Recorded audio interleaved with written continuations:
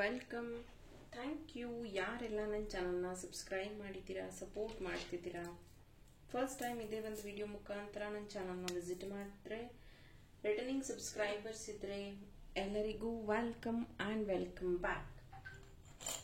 ಇವತ್ತಿನ ಟಾಪಿಕ್, ನಿಮ್ಮ ಮೈಂಡಲ್ಲಿ ಯಾರಿದ್ದಾರೋ, ನಿಮ್ಮ ಪರ್ಸನ್, ನಿಮ್ಮ ಮೈಂಡಲ್ಲಿ ಈಗ ಯಾರಿದ್ದಾರೋ ವ್ಯಕ್ತಿ, ಓಕೆ, ಅವರ ಇವತ್ತಿನ ಡೀಪ್ ಫೀಲಿಂಗ್ಸ್ ಏನಿದೆ ಅನ್ನೋದ್ರ ಬಗ್ಗೆ ಒಂದು topic.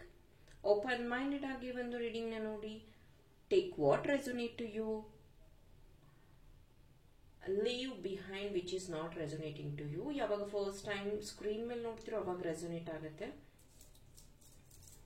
Let us start.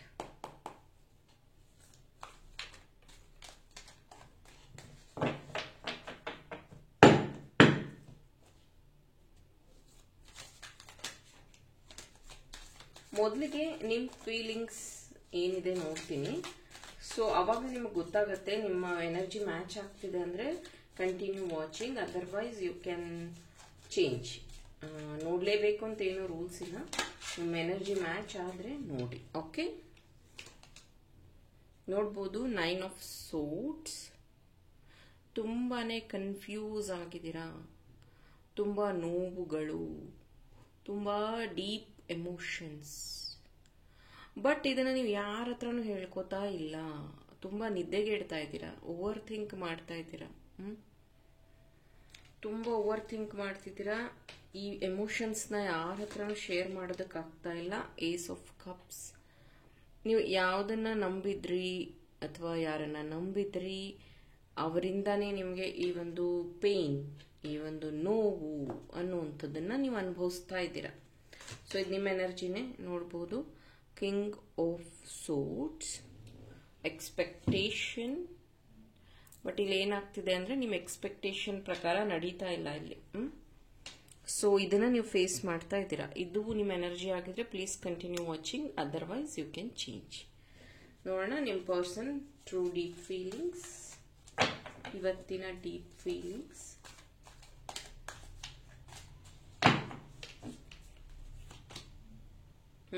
Seven, the chariot.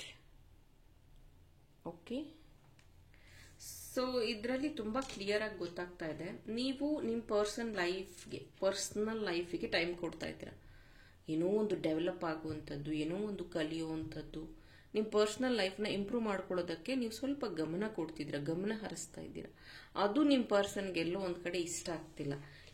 ನಿಮ್ಮ ಈ ಒಂದು ಅಟೆನ್ಷನ್ ಕೊಡದೇ ಇರುವಂಥದ್ದು, ಅಥವಾ ನಿಮ್ಮ ಲೈಫಲ್ಲಿ ನೀವು ಬ್ಯುಸಿ ಆಗ್ತಿರೋದು, ಅಥವಾ ನಿಮ್ಮ ಲೈಫಲ್ಲಿ ನೀವು ಮಾತ್ರ ಇಂಪ್ರೂವ್ ಆಗ್ತಿರುವಂಥದ್ದು, ಅಥವಾ ನಿಮ್ಮ ಲೈಫಲ್ಲಿ ನಿಮ್ಗೆ ಅಪಾರ್ಚುನಿಟಿ ಸಿಗ್ತಾ ಇದೆ, ಅಥವಾ ನಿಮ್ಮ ಲೈಫಲ್ಲಿ ನಿಮಗೆ ಒಳ್ಳೆ ಫ್ರೆಂಡ್ ಅಥವಾ ಗುರು ಸಿಕ್ಕಿದ್ದಾರೆ, something related to money, career. Okay, maybe ಅದು ನಿಮ್ಮ ಪರ್ಸನ್ಗೆ ಈಗ ಇಷ್ಟ ಆಗ್ತಿಲ್ಲ, ತುಂಬ ಅವರಿಗೆ ಕೋಪ ಬರ್ತಿದೆ, ಇದೇ ವಿಷಯಕ್ಕಾಗಿ ಅವರು ಜಗಳ ಮಾಡ್ತಿದ್ದಾರೆ.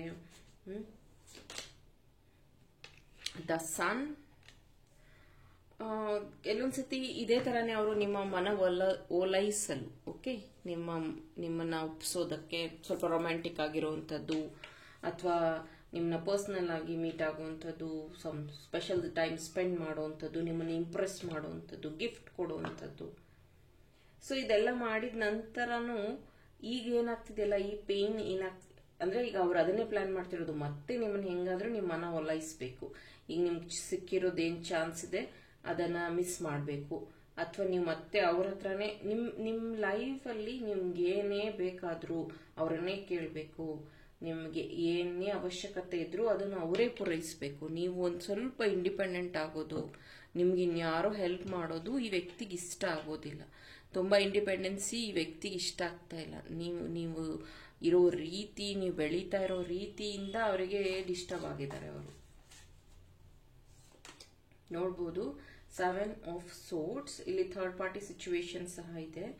ಮದುವೆ ಅಂತ ಬರುವಾಗ ಈ ವ್ಯಕ್ತಿ ಯಾಕೋ ಫ್ಲಿಪ್ ಆಗ್ತಿದ್ದಾರೆ. ಮದುವೆ ಅಂತ ಬರುವಾಗ ಇಲ್ಲ, ನಾನು ಯೋಚನೆ ಮಾಡಬೇಕು, ನಮ್ಮ ಮನೆಯವ್ರು ಹೇಳ್ದಾಗ್ಲೇ ನಾನು ಕೇಳುವಂಥದ್ದು, ಮದುವೆ ಸಿಚುವೇಶನ್ ಬಂದಾಗ ಯಾವಾಗಾದ್ರೂ ಅವ್ರು ನಿಮ್ಮ ವಿಷಯಕ್ಕೆ ಇನ್ವಾಲ್ವ್ ಆದಾಗ ನೀವು ಕೇಳ್ತೀರ, ನಾನು ಯಾವಾಗ ಮದುವೆ ಆಗ್ತೀಯಾ, ನನಗೇನು ಪರಿಹಾರ ಏನು, ಅಥವಾ ನಮ್ಮ ಮುಂದಿನ ಜೀವನದ ಬಗ್ಗೆ ಅಂತ ನೀವೇನಾದ್ರೂ ಜರ್ನಿ ಬಗ್ಗೆ ನೀವು ಕೇಳುವಾಗ ಆ ವ್ಯಕ್ತಿ ಹೇಳುವಂಥದ್ದು, ಈಗ ಮದುವೆಗೆ ನಾನು ಇನ್ನೂ ರೆಡಿ ಇಲ್ಲ, I have to be independent, ನಾನು ಇನ್ನೂ ಸೆಟ್ಲ್ ಆಗಬೇಕು, ನಾನು ಇನ್ನೂ ಓದಬೇಕು, ಅಥವಾ ನಾನು ಇನ್ನೂ ಕೆಲಸಕ್ಕೆ ಹೋಗಬೇಕು, ಪ್ರಮೋಷನ್ ಆಗಬೇಕು, ಈ ರೀತಿಯಾಗಿ ಅವರು ಹೇಳ್ತಾ ಇದ್ದಾರೆ.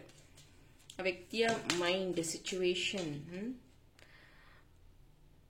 Knight of cups. ಈ ವ್ಯಕ್ತಿ ಹೇಗೆ ಅಂದ್ರೆ ತುಂಬಾ ಅಂದ್ರೆ ನೀವು ರಾತ್ರಿ ತುಂಬಾ ಮಾತಾಡ್ತೀರಾ ಅನ್ಸುತ್ತೆ ಫೋನಲ್ಲಿ, ತುಂಬಾ ಡಿಸ್ಟರ್ಬ್ ಮಾಡುವಂಥದ್ದು, ತುಂಬಾ ಟೆಕ್ಸ್ಟ್ ಮೆಸೇಜಸ್ನ ಮಾಡುವಂಥದ್ದು, ಕಂಟಿನ್ಯೂಸ್ ನಿಮ್ಮನ್ನ ಒಂದು ರೀತಿ ಮಾತಾಡ್ತಾನೆ ಇರಬೇಕು, ಅವ್ರ ಹತ್ರನೇ ನೀವು ಮಾತಾಡ್ತಾ ಇರಬೇಕು, ಅವ್ರದ್ದೇ ಮೆಸೇಜ್ ಬರಬೇಕು. ಒಂದು ಸ್ವಲ್ಪ ನೀವೇನಾದ್ರೂ ಆನ್ಲೈನ್ ಕಾಣಿಸಿದ್ರೆ ಇಮಿಡಿಯೇಟ್ ಅವರಿಂದ ಕಾಲ್ ಬರುವಂಥದ್ದು, ಪೊಸೆಸಿವ್ ಆಗಿರುವಂಥದ್ದು, ನಿಮ್ಮ ಬಗ್ಗೆ ನೀವು ಆನ್ಲೈನ್ ಇದ್ದೀರಾ ಅಥವಾ ಲಾಸ್ಟ್ ಸೀನ್ ಏನಾದರೂ ಗೊತ್ತಾಯ್ತು ನಿಮ್ಮ ಮೊಬೈಲಲ್ಲಿ, ನಿಮ್ಮ ಸೋಷಿಯಲ್ ಮೀಡಿಯಾಯಿಂದ ಅಂತಂದ್ರೆ ಇಮಿಡಿಯೇಟ್ ಅವರು ಓವರ್ ಥಿಂಕ್ ಮಾಡೋದಕ್ಕೆ ಶುರು ಮಾಡ್ತಾರೆ, ಅಥವಾ ಕೆಟ್ಟ ಪದಗಳನ್ನು ಬಳಸುವಂಥದ್ದು, ಅಥವಾ ನೀನು ಈಗ ಚೇಂಜ್ ಆಗ್ತಿದ್ಯಾ, ನಂಗೆ ಗೊತ್ತಾಗಿದೆ, ನಿನ್ನ ಬಿಹೇವಿಯರ್ ಚೇಂಜ್ ಆಗ್ತಿದೆ ಅನ್ನೋವಂಥದ್ದು. ನೀವು ಯಾರ ಹತ್ರನೂ ಖುಷಿಯಾಗಿ ನಗ್ನಗ್ತಾ ಮಾತಾಡೋದು ಆ ವ್ಯಕ್ತಿಗೆ ಇಷ್ಟ ಆಗೋದಿಲ್ಲ. ಅವ್ರು ಹೇಳೋದು ಏನಂತದ್ದು ಏನಿದೆ, ನಕ್ಕೊಂಡು ಯಾಕೆ ಮಾತಾಡ್ತಾ ಇದೆಯಾ, ಈ ಥರ ವ್ಯಕ್ತಿ ಮಾತ್ರ ಓವರ್ ಥಿಂಕ್ ನೋಡ್ಬೋದು ನೀವು. ಜಸ್ಟಿಸ್. ಈ ಒಂದು ಎನರ್ಜಿನ ಬ್ಯಾಲೆನ್ಸ್ ಮಾಡೋದಕ್ಕೆ ನೀವು ಟ್ರೈ ಮಾಡ್ತಿದ್ದೀರಾ. ಈ ಒಂದು ಎನರ್ಜಿಯಲ್ಲಿ ಈ ವ್ಯಕ್ತಿ ನೋಡ್ಬೋದು ಇಲ್ಲಿ, ಈ ಒಂದು ವ್ಯಕ್ತಿ ಇದನ್ನ ಏನಂತಾರೆ ಬ್ಯಾಲೆನ್ಸ್ ಅನ್ನೋದಕ್ಕಿಂತ ಇಂಬ್ಯಾಲೆನ್ಸ್ ಮಾಡ್ತಾ ಇದ್ದಾರೆ. ನಿಮ್ಮ ಮತ್ತು ಅವರ ಒಂದು ಸಿಚುವೇಶನ್ ಏನಿದೆಯಲ್ಲ ಇದು ಇಂಬ್ಯಾಲೆನ್ಸ್ ಆಗ್ತಾ ಇದೆ. ನಿಮಗೆ ಭಯ ಶುರುವಾಗ್ತಿದೆ, ಈ ಪ್ರೀತಿ ಮುಂಚೆ ತರ ಆಗುತ್ತಾ ಇಲ್ಲ, ತುಂಬಾ ಭಯ ಆಗ್ತಿದೆ, ಮನೆಯವ್ರ ಹತ್ರ ಇದನ್ನ ಹೇಗೆ ಹೇಳೋದು. ಈ ವ್ಯಕ್ತಿ ಯೋಚನೆ ಮಾಡ್ತಿದ್ದಾರೆ, ಈ ಪ್ರೀತಿಯಲ್ಲಿ ನಾನು ಅಂದ್ರೆ ನನ್ನ ಮಾತ್ರ ಇವಳು ಮಾತಾಡಿಸ್ಬೇಕು, ಇವನು ಮಾತಾಡಿಸ್ಬೇಕು, ಈ ವ್ಯಕ್ತಿ ನನ್ನ ಜೊತೆಗೆ ಮಾತ್ರ ಇರಬೇಕು, ಈ ವ್ಯಕ್ತಿ ನನ್ನ ಹತ್ರ ಮಾತ್ರ ಮಾತಾಡಬೇಕು. ಈ ವ್ಯಕ್ತಿ ಸಿಚುವೇಶನ್ ಹೆಂಗಿದೆ ನೋಡ್ಬೋದು ನೀವು. ಕ್ವೀನ್ ಆಫ್ ಪೆಂಟಿಕಲ್ಸ್, ಲೇಸಿನೆಸ್ ಅಥವಾ ಒಂದು ಏನಂತಾರೆ ಕಂಫರ್ಟ್ ಝೋನ್. ಅಂಡ್ ನೀವು ಅವರೊಂದು ಗ್ಲಾಸ್ ಹಾಕಿದ್ದಾರೆ, ಅದೇನು ಹೇಳುತ್ತೆ ಅಂದ್ರೆ ಯಾವಾಗ್ಲೂ ನಿಮ್ಮನ್ನ ಗಮನಿಸ್ತಾ ಇರೋವಂಥದ್ದು. ನೀವು ಖುಷಿಯಾಗಿದ್ದಾಗ್ಲೇನೆ ಅವ್ರಿಗೆ ಜಾಸ್ತಿ ಕನ್ಫ್ಯೂಷನ್ಸ್ ಶುರು ಆಗ್ತಿರುತ್ತೆ. ಯಾಕೆ ನೀನು ಸಡನ್ ಆಗಿ ಖುಷಿಯಾಗಿದ್ಯಾ, ಯಾಕೆ ನಿಂಗೇನಾಯ್ತು, ನನಗೇನು ಹೇಳಲಿಲ್ಲ ನೀನು, ಎನಿ ಚೇಂಜಸ್, ಈ ರೀತಿಯಾಗಿ ಈ ವ್ಯಕ್ತಿ ಹೇಳ್ತಾ ಇರುವಂಥದ್ದು. Four of swords.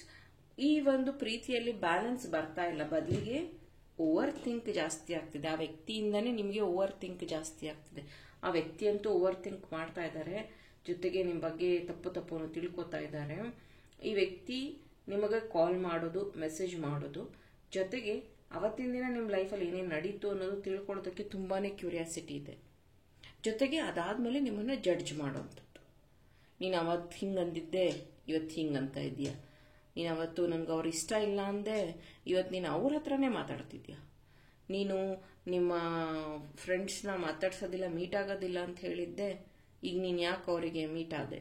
ಈ ತರ ಅಂದ್ರೆ ಕೆಲವೊಂದ್ಸತಿ ಏನಾಗುತ್ತೆ ಅಂದ್ರೆ ಆಕ್ಸಿಡೆಂಟ್ಲಿ ಅವ್ರು ನಮಗೆ ಮೀಟ್ ಆಗಿರ್ತಾರೆ, ಎಲ್ಲೋ ಹೊರಗಡೆ ಹೋಗಿರ್ತಾರೆ, ಸಡನ್ ಆಗಿ ನಿಮ್ಮ ಫ್ರೆಂಡ್ಸ್ ಮೀಟ್ ಆಗಿರ್ತಾರೆ, ಅಥವಾ ಯಾರೋ ಒಬ್ರು ಮದುವೆ ಕಾರ್ಡ್ ಕೊಡಕ್ ಬಂದಿರ್ತಾರೆ, ಅವಾಗ ನೀವು meet ಆಗಿರ್ತೀರ.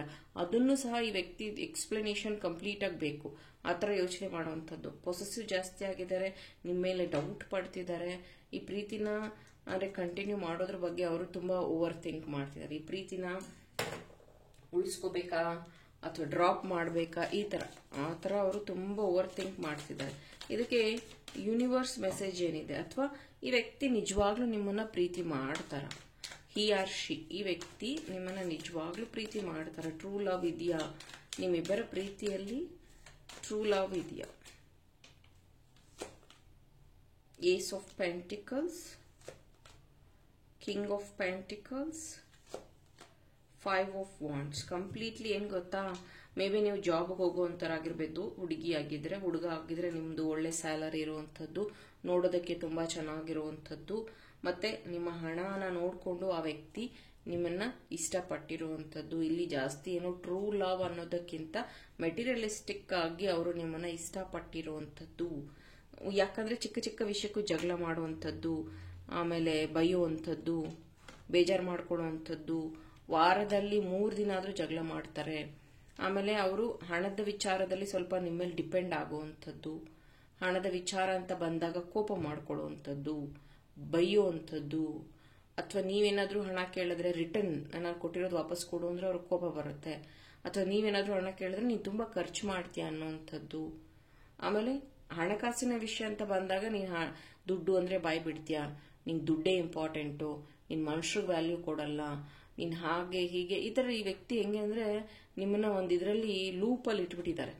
So it's not completely true love ಅಂತ ಇಲ್ಲಿ ಯಾವುದು ಕಾರ್ಡ್ಸ್ ಬಂದಿಲ್ಲ. Okay, thank you.